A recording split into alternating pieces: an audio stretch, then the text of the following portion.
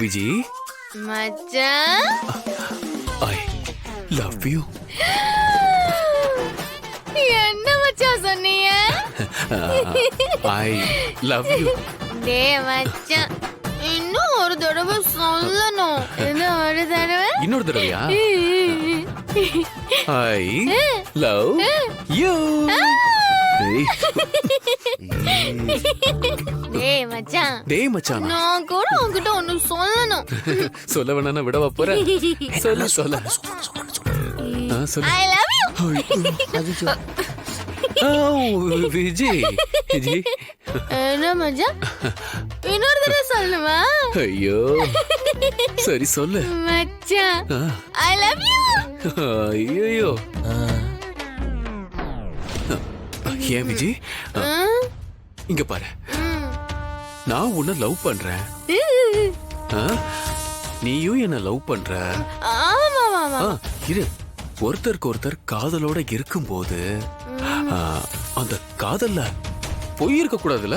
ஆமா மச்சான், இருக்கக்கூடாது, போய் இருக்கவே கூடாது. ஆங்கிள் கரெக்டாவே.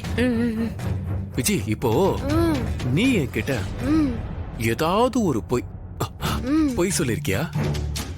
போயா? நானா? ஆமா நீதான். என்ன மச்சான், நான் எதுக்கு போய் சொல்லணும்? நீ பொய் சொல்லல.